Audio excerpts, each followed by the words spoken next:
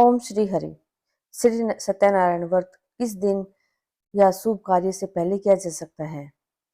संक्रांति, पूर्णमासी, अमावस्या या एकादशी में सत्यनारायण का पूजन अति उत्तम माना गया है। सत्यनारायण का व्रत की पूजा विधि। श्री सत्यदेव के पूजन का व्रती जिस दिन कथा सुनना चाहे उस दिन सवेरे स्नान करके भगवान श्री सत्यनारायण को श्रद्धा पूर्वक प्रणाम करे। चंदन, चावल, धूप, दीप आदि से पूजा कर व्रत का संकल्प ले और इस प्रकार व्रत का संकल्प करके व्रती सारे दिन निराहार रहकर विष्णु भगवान का ध्यान और गुणगान करे। सायकाल पूजा विधि विधान से करे। सायकाल के समय स्नान करके पूजन के स्थान पर आकर आसन पर बैठकर आचमन करे तथा पवित्री धारण करे। गाय के गोबर से अलपना बनाए, उस पर पूजा की चौकी रखे। चौकी के चारों ओर केले के पत्ते लगाए। चौकी पर भगवान श्री सत्यनारायण, शालिग्राम, विष्णु, कृष्ण, राम, कोई भी विष्णु अवतार हो को स्थापित करे। पूजा प्रारंभ करने से पहले गणपति की पूजा करें। फिर इंद्रादि 10 दिक्, पंच लोकपाल, श्री सत्यनारायण, लक्ष्मी, महादेव और ब्रह्मा आदि देवता को धूप दीप आदि से पूजा करें, भोग लगाएं। तत्पश्चात भगवान श्री सत्यनारायण की कथा पढ़कर आरती करें। फिर पुरोहित को दक्षिणा एवं वस्त्र आदि दे। भोजन करवाने के बाद अंत में स्वयं भोजन करें। श्री सत्यनारायण भगवान के व्रत में पूजा सामग्री। आइए जानते हैं कि व्रत में क्या क्या सामग्री चाहिए। पंचामृत। श्री सत्यनारायण की पूजा के लिए दूध, मधु, केला, गंगाजल, तुलसी पत्ता, सेवा मिलाकर पंचामृत तैयार किया जाता है। याद रहे, अगर श्री सत्यनारायण भगवान का व्रत रविवार के दिन पड़ता है तो तुलसी दल को एक दिन पहले ही तोड़कर रख ले। पंजीरी। इस प्रसाद के तौर पर फल मिष्ठान के अलावा आटे को भूनकर उसमें चीनी मिलाकर एक प्रसाद बनता है जिसे सत्तू पंजीरी कहा जाता है, उसका भी भोग लगता है। श्री सत्यनारायण भगवान की कथा में पंजीरी और पंचामृत का विशेष महत्व है, इन्हें प्रसाद में अवश्य शामिल करें। श्री सत्यनारायण भगवान की कथा। पहला अध्याय। एक समय की बात है, नैमिषारण्य तीर्थ में शौनकादिक ऋषियों ने श्री महर्षि सूत से पूछा, प्रभु, इस कलयुग में वेद विद्या रहित मनुष्य को प्रभु भक्ति किस प्रकार मिल सकती है तथा उनका उद्धार कैसे होगा? हे मुनि श्रेष्ठ, कोई ऐसा उपाय बताइए जिसे थोड़े समय में ही पुण्य मिले और मनवांछित फल भी मिल जाए। सर्वशास्त्रों के ज्ञाता सूत जी बोले, हे वैष्णव, ऐसा ही प्रश्न नारद जी ने भगवान विष्णु से किया था। भगवान विष्णु ने नारद जी को बताया, मैं आप लोगों को बताऊंगा, आप सब इसे ध्यान से सुनिए। एक समय की बात है, महर्षि नारद विष्णु लोक में जाकर नारायण की स्तुति करने लगे। स्तुति के अंतर भगवान विष्णु ने नारद से कहा, महाभाग, आप किस प्रयोजन से आए हैं? आपके मन में क्या है, कहिए, वह सब कुछ मैं आपको बताऊंगा। नारद मुनि बोले, भगवान, मृत्यु लोक में अनेक योनियों में जन्मे मनुष्य अपने कर्मों के द्वारा अनेकों कलेशों से दुखी हो रहे हैं। हे नाथ, किस लघु उपाय से उनके कष्टों का निवारण हो सकेगा? यदि मेरे ऊपर आपकी कृपा हो तो बताइए। श्री हरि बोले, हे वत्स, मनुष्य की भलाई के लिए तुमने बहुत ही अच्छी बात पूछी है। जिसके करने से मनुष्य मोह से छूट जाता है, उसे आपकी बताता हूँ, सुने। स्वर्ग और मृत्युलोक में भगवान सत्यनारायण का एक महान पुण्यप्रद व्रत है। आपके स्नेह के कारण इसे आपसे कह रहा हूँ। अच्छी प्रकार से विधि विधान से भगवान सत्यनारायण का व्रत करने से मनुष्य शीघ्र ही सुख प्राप्त कर परम लोक में मोक्ष प्राप्त कर सकता है। श्री हरि के वचन सुन नारद जी बोले, प्रभु, इस व्रत को करने से क्या फल है? इसका क्या विधान है? यह व्रत किसने किया और इसे कब करना चाहिए? कुछ विस्तार से बताइए। श्री हरि बोले, यह सत्यनारायण व्रत दुख शोक दूर करने वाला, धन धान्य की वृद्धि करने वाला, सौभाग्य और संतान देने वाला तथा सर्वत्र विजय प्रदान करने वाला। जिस दिन किसी भी दिन श्रद्धा भक्ति से समन्वित होकर मनुष्य बंधु बांधवों के साथ धर्म में तत्पर होकर सायकाल भगवान सत्यनारायण की पूजा करे, नैवेद्य के रूप में उत्तम कोटि के भोज्य पदार्थों का सवाय मात्र में लेकर अर्पित करना चाहिए। केले का फल, दूध, घी, गेहूं का चूर्ण, गेहूं के चूर्ण के अभाव में साठी चावल का चूर्ण, शक्कर या गुड़, ये सभी भक्ष्य सामग्री सवाया में लेकर भगवान को निवेदित करनी चाहिए। बंधु बांधवों के साथ श्री सत्यनारायण की कथा सुनकर ब्राह्मणों को दक्षिणा देनी चाहिए। तदंतर बंधु बांधवों के साथ ब्राह्मण को भोजन करवाना चाहिए।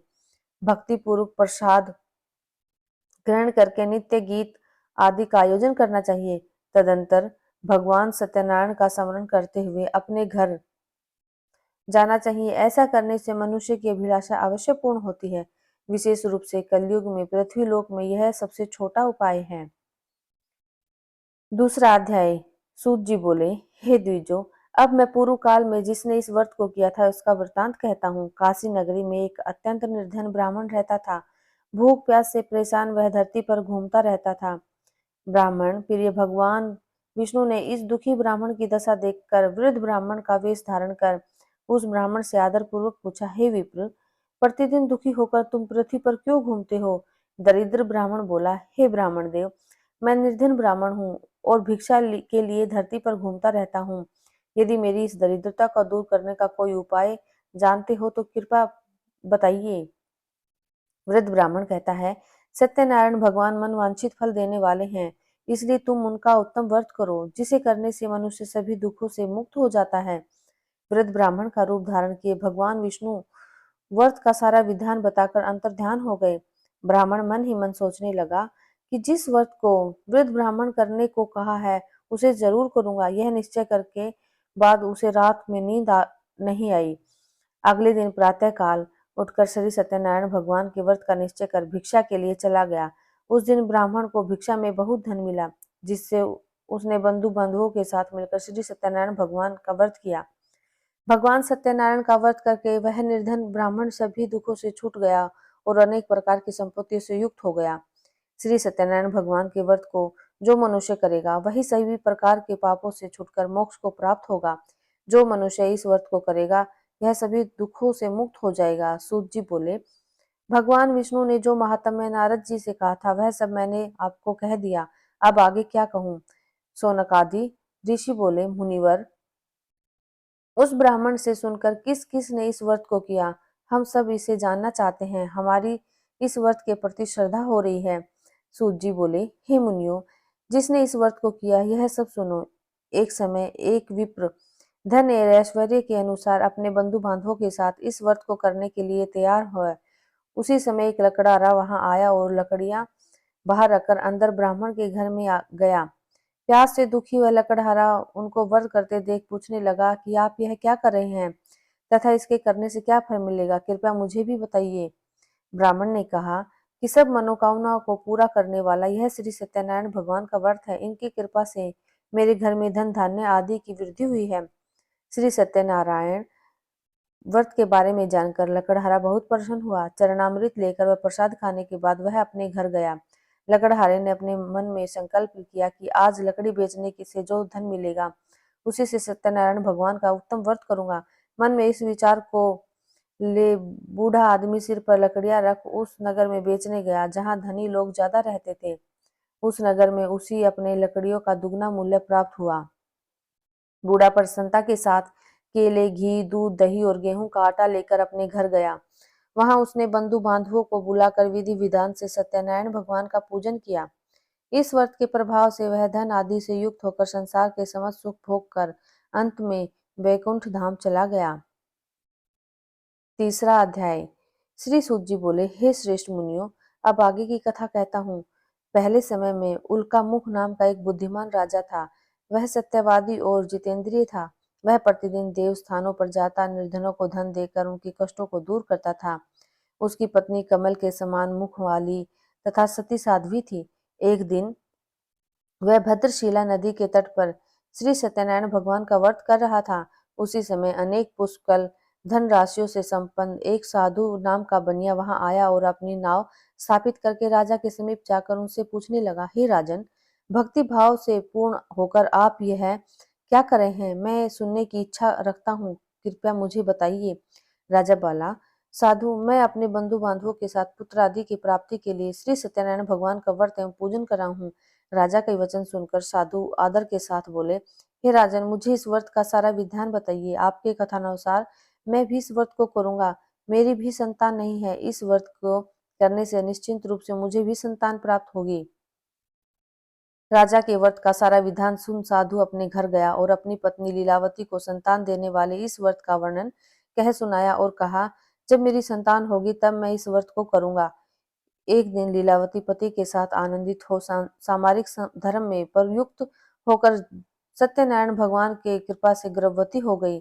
10वें महीने में उसे गर्भ से एक सुंदर कन्या ने जन्म लिया। दिनों दिन यह ऐसे बढ़ने लगे जैसे शुक्ल पक्ष का चंद्रमा बढ़ता है। माता पिता ने अपनी कन्या का नाम कलावती रखा। एक दिन लीलावती ने मीठे शब्दों में अपने पति को याद दिलाया कि आपने सत्यनारायण भगवान के जिस व्रत को करने का संकल्प किया था उसे करने का समय आ गया है, आप इस व्रत को करिए। साधु बोला, हे प्रिय, इस व्रत को मैं उसके विवाह पर करूंगा। इस प्रकार अपनी पत्नी को आश्वासन देकर वह नगर के व्यापार करने चला गया। कलावती पिता के घर में रह वृद्धि को प्राप्त हो गई। साधु ने एक बार नगर में अपनी कन्या को सखियों के साथ खेलता देखा तो तुरंत ही दूत बुलाकर कहा कि मेरी कन्या के लिए योग्य वर देख कर आओ। साधु की बात सुनकर दूत कंचन नगर में पहुंचा और यहाँ देखभाल के लड़की के लिए सुयोग्य वणिक पुत्र को ले आया। सुयोग्य लड़के को देख साधु ने बंधु बांधवों को बुलाकर अपनी पुत्री का विवाह कर दिया, लेकिन दुर्भाग्यवश साधु बनिया भगवान सत्यनारायण का उत्तम व्रत करना भूल गया। इस पर भी श्री भगवान क्रोधित हो गए और श्राप दे दिया कि साधु को अत्यंत दुख मिले। अपने कार्य में कुशल साधु बनिया जमाई को लेकर समुद्र के पास स्थित होकर रत्नापुर नगर में गया। वहां जाकर दामाद ससुर दोनों मिलकर राजा चंद्रकेतु के रमणीय नगर में व्यापार करने लगे। एक दिन भगवान श्री सत्यनारायण की माया से एक चोर राजा का धन चुराकर भाग रहा था। उसने राजा के सिपाहियों को अपना पीछा करते देख चुराया वह धन वहां रख दिया और साधु अपने जमाई के साथ ठहरा हुआ था। राजा के सिपाहियों ने साधु वेश्या के पास राजा का धन पड़ा देखा तो वह ससुर जमाई दोनों को बांधकर प्रसन्नता के राजा के पास ले गए और कहा, उन दोनों चोरों को हम पकड़ लाए हैं, आप आगे की कार्यवाही की आज्ञा दे। राजा की आज्ञा से उन दोनों को कठिन कारावास में डाल दिया और उनका सारा धन भी उनसे छीन लिया गया। श्री सत्यनारायण भगवान के श्राप से साधु की पत्नी भी बहुत दुखी हुई। घर में जो धन रखा था उसे चोर चुरा ले गए। शारीरिक तथा मानसिक पीड़ा व भूख प्यास से अति दुखी हो अन्न की चिंता में कलावती के ब्राह्मण के घर गई। वहां उसने श्री सत्यनारायण भगवान का व्रत होते देखा, फिर कथा भी सुनी। वह प्रसाद ग्रहण कर रात को घर वापस आई। माता ने कलावती से पूछा कि हे पुत्री, अब तुम कहाँ थी, तेरे मन में क्या है? कलावती ने अपनी माता से कहा, हे माता, मैंने एक ब्राह्मण के घर में श्री सत्यनारायण भगवान का व्रत देखा है। हे कन्या के वचन सुन लीलावती भगवान की पूजन की तैयारी करने लगी। लीलावती ने परिवार व बंधुओं सहित श्री सत्यनारायण भगवान का पूजन किया और उनसे वर मांगा कि मेरे पति तथा जमाई शीघ्र घर आ जाए। साथ ही यह भी प्रार्थना की कि हम सब का अपराध क्षमा करे। श्री सत्यनारायण भगवान इस वर्ष से संतुष्ट हो गए और राजा चंद्रकेतु को सपने में दर्शन दे दिए और कहा, हे राजन, तुम उन दोनों वेश्यों को छोड़ दो और तुमने उनका जो धन लिया है उसे वापस कर दो। अगर ऐसा नहीं किया तो मैं तुम्हारा धन, राज्य व संतान सभी को नष्ट कर दूंगा। राजा को यह सब कहकर वह अंतर्ध्यान हो गए। प्रातःकाल सभा में राजा ने अपना सपना सुनाया। फिर बोले कि उन दोनों को कैद से मुक्त कर सभा में लाओ। दोनों ने आते ही राजा को प्रणाम किया। राजा बोला, महानुभावों, भाग्यवश ऐसा कठिन दुख तुम्हें प्राप्त हुआ है, लेकिन अब तुम्हें कोई भय नहीं। ऐसा कह राजा ने उन दोनों को नए वस्त्र आभूषण पहनाए और जितना धन उनका लिया था उससे दुगना धन वापस कर दिया। दोनों वेश्या अपने घर को चले गए। श्रीमन नारायण नारायण भजन नारायण नारायण। श्री सत्यनारायण भगवान की चतुर्थ अध्याय। सूत जी बोले, वेश्या ने मंगलाचार कर अपनी यात्रा आरंभ कर दी और अपने नगर की ओर चल दिए। उनकी थोड़ी दूर जाने पर ही एक दंड वेशधारी श्री सत्यनारायण ने उनसे पूछा, हे साधु, तेरी नाव में क्या है? अभिवाणी वणिक हंसता हुआ बोला, हे दंडी, आप क्यों पूछते हो? क्या धन लेने की इच्छा है? मेरी नाव में तो वेल व पत्ते भरे हुए हैं। वेश्या के कठोर वचन सुन भगवान बोले, तुम्हारा वचन सत्य हो। दंडी ऐसा वचन कर वहां से दूर चले गए। कुछ दूर जाकर समुद्र के किनारे बैठ गए। दंडी के जाने के बाद साधु वेश्या ने नित्य क्रिया के पश्चात नाव को ऊंची उठते देखकर अचंभा माना और नाव में बेल पत्ते आदि देख वह मूर्छित हो जमीन पर गिर पड़ा। वापस होश आने पर वह अत्यंत शोक में डूब गया। तब उसका दामाद बोला कि आप शोक न मनाए, यह दंडी का शाप है, इसलिए हमें उनकी शरण में जाना चाहिए, तभी हमारी मनोकामना पूरी होगी। दामाद की बात सुनकर वह दंडी के पास पहुंचा और अत्यंत भक्ति भाव नमस्कार करके बोला, मैं आपसे जो असत्य वचन कहे थे उनके लिए मुझे क्षमा कर दे। ऐसा कहकर रोने लगा। तब दंडी भगवान बोले, हे वणिक पुत्र, मेरी आज्ञा से बार बार तुम्हें दुख प्राप्त हुआ है, तू मेरी पूजा से विमुख हुआ। साधु बोला, हे भगवान, आपकी माया से ब्रह्मा आदि देवता भी आपके रूप को नहीं जानते, तब मैं तो अज्ञानी कैसे जान सकता हूँ। आप प्रसन्न होकर अब मैं सामर्थ्य के अनुसार आपकी पूजा करूंगा, मेरी रक्षा करो और पहले के समान नौका में धन भर दो। साधु साधु वैश्य के वैश्य के भक्ति पूर्वक वचन भक्तिपूर्वक वचन सुनकर सुनकर भगवान भगवान प्रसन्न हो प्रसन्न गए हो गए और उसकी इच्छा अनुसार वरदान देकर अंतर्ध्यान हो गए। ससुर जमाई दोनों जब नाव पर आए तो नाव धन से भरी हुई मिली। फिर वही अपने अन्य साथियों के साथ सत्यनारायण भगवान का पूजन कर अपने नगर को चल दिए। जब नगर के नजदीक पहुंचे तो दूत को घर पर खबर करने के लिए भेज दिया। दूत साधु की पत्नी को प्रणाम कर कहता है कि मालिक, आपने दामाद सहित नगर के निकट आ गए हैं। दूत की बात सुन साधु की पत्नी लीलावती ने बड़े हर्ष के साथ सत्यनारायण भगवान का पूजन कर अपनी पुत्री कलावती से कहा, मैं अपने पति के दर्शन को जाती हूँ, तू कार्य पूर्ण कर शीघ्र आ जाना। माँ के ऐसे वचन सुन कलावती जल्दी में प्रसाद छोड़ अपने पति के पास चली गई। प्रसाद की अवज्ञा के कारण श्री सत्यनारायण भगवान रुष्ट हो गए और नाव सहित उनके पति को पानी में डुबो दिया। कलावती अपने पति को वहां ना पाकर रोती हुई जमीन पर गिर गई। नौका को डूबा हुआ देख वह कन्या को रोता हुआ देख साधु दुखी होकर बोला, हे प्रभु, मुझसे तथा मेरे परिवार से जो भूल हुई है उसे क्षमा करें। साधु के दीन वचन सुनकर श्री सत्यनारायण भगवान प्रसन्न हो गए और आकाशवाणी हुई, हे साधु, तेरी कन्या मेरे प्रसाद को छोड़कर आई है, इसलिए उसका पति अदृश्य हो गया है।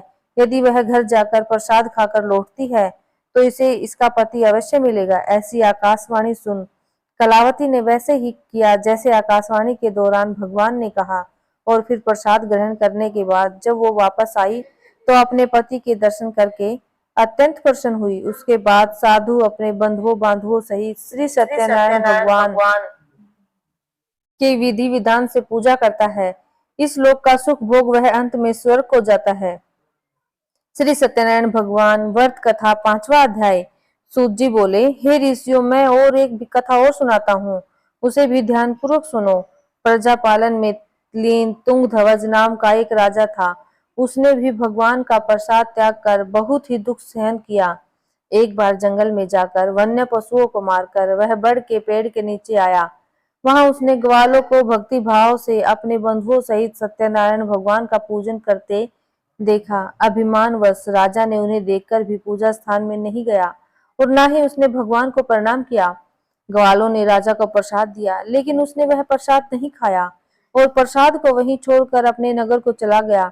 जब वह नगर में पहुंचा तो वहां सब कुछ तहस नहस हुआ पाया तो शीघ्र ही समझ गया कि यह सब भगवान के अनादर का ही परिणाम है।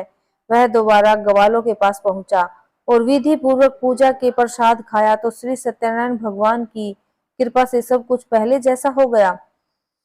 दीर्घ काल तक सुख भोगने के बाद मरणोपरांत उसे स्वर्गलोक की प्राप्ति हुई। जो मनुष्य परम दुर्लभ इस व्रत को करेगा तो भगवान सत्यनारायण की अनुकंपा से उसे धन धान्य की प्राप्ति होगी। निर्धन धनी हो जाता है और भय मुक्त हो जीवन जीता है। संतानहीन मनुष्य को संतान सुख मिलता है और सारे मनोरथ पूर्ण होने पर मानव अंत काल में वैकुंठ धाम को जाता है। जब सूत जी बोले, जिन्होंने पहले इस व्रत को किया है, अब उनके दूसरे जन्म की कथा कहता हूँ। वृद्ध सतानंद ब्राह्मण ने सुदामा का जन्म लेकर मोक्ष की प्राप्ति की। लकड़हारे ने अगले जन्म में निषाद बनकर मोक्ष प्राप्त किया। उल्का मुख नाम का राजा दशरथ होकर बैकुंठ को गए। साधु नाम के वैश्य ने मोर ध्वज बनकर अपने पुत्र को आरे से चीरकर मोक्ष पाया। महाराज तुंगध्वज ने स्वयंभू होकर भगवान में भक्ति युक्त हो कर्म कर मोक्ष पाया। कथा सुनने के बाद सभी ने श्री हरि को झुककर प्रणाम किया। श्रीमन्नारायण नारायण नारायण, भजमन नारायण नारायण। हमारी वीडियो को लाइक और सब्सक्राइब करें और कमेंट बॉक्स में श्री हरि लिखना न भूलें।